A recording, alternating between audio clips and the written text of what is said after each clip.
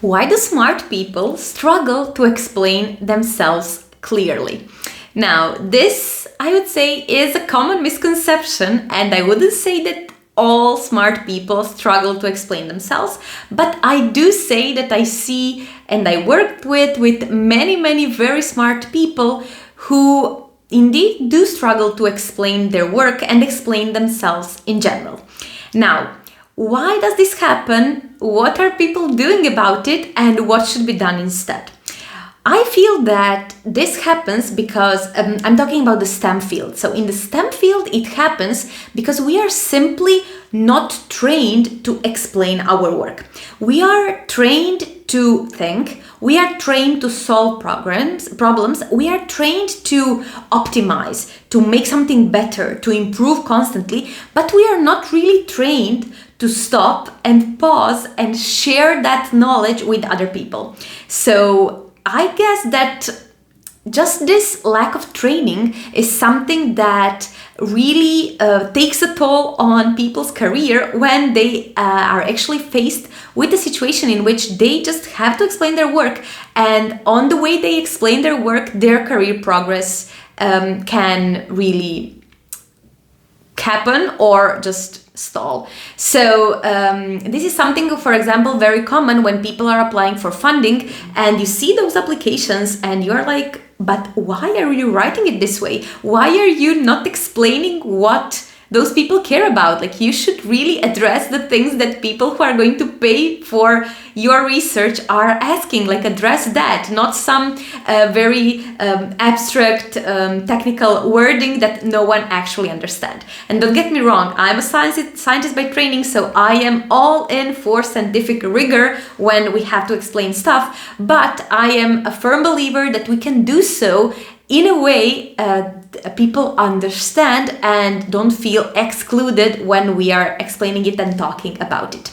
So this is why it happens, and sort of what people do. So people usually, as I said, they just tend to explain the technical side because this is something that we've been trained for. This is something we are very focused on. So it makes sense that we really emphasize that part.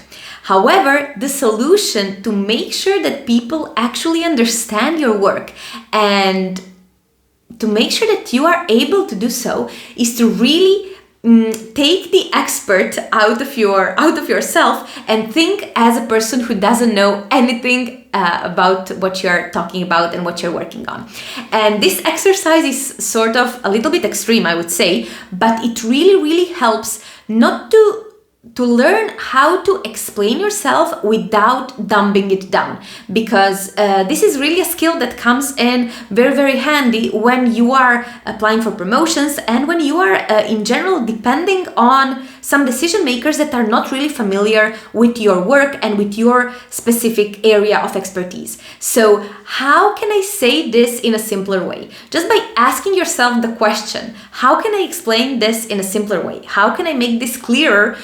Chances are your brain itself is going to provide some solutions of how can you do that in that way. But the key here is to really think of it beforehand. So if you're giving a talk or you're preparing for a job interview, prepare yourself for explaining your work in a way that everyone can understand. You know, the typical question for an interview, for a job interview, they ask you, and what is it exactly that you did in your previous position? And then people, STEM professionals, start explaining, yeah, and we optimized the algorithm and we did this and I don't know what.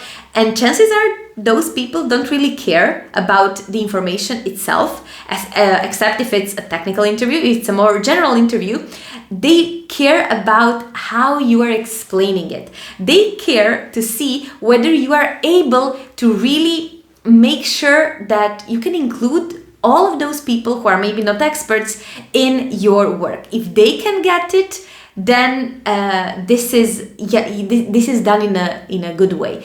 If they cannot get it, and if they are like, you see their faces going like, okay, but what do you mean by this and that? Chances are that they are really trying to fill some gaps that you left in their brain, and it's not a necessarily bad sign, but it's your opportunity to rectify, to make it better. So I would definitely suggest to train this skill. Train this skill of explaining your work in a simple way without dumbing it down, because it is something essential for career progress, for applying for funding, for pitching your work or pitching your idea to some investors. It is really, really very important, and you can do so just by asking yourself this simple question and doing the work constantly. So whenever you have an opportunity to explain your work, to talk about your work, to even with colleagues or with some department meetings or team meetings, take those chances as opportunities and really try to train this skill of explaining yourself in a concise and simple way that everyone can understand.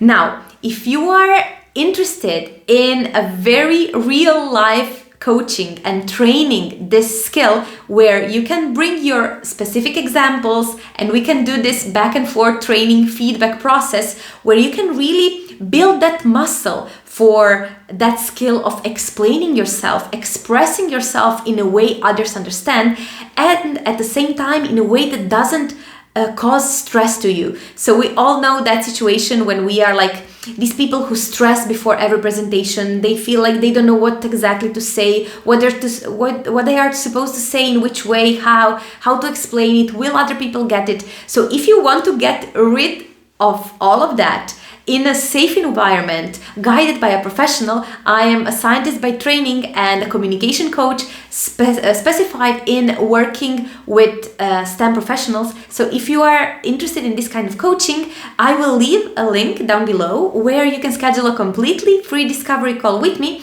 where we can discuss exactly those things. So your specific challenges, your specific struggles that you're facing right now, communication-wise in your STEM career, and we can see if we are a good fit to work together. So I hope that you found this video useful, and see you next time. Bye-bye.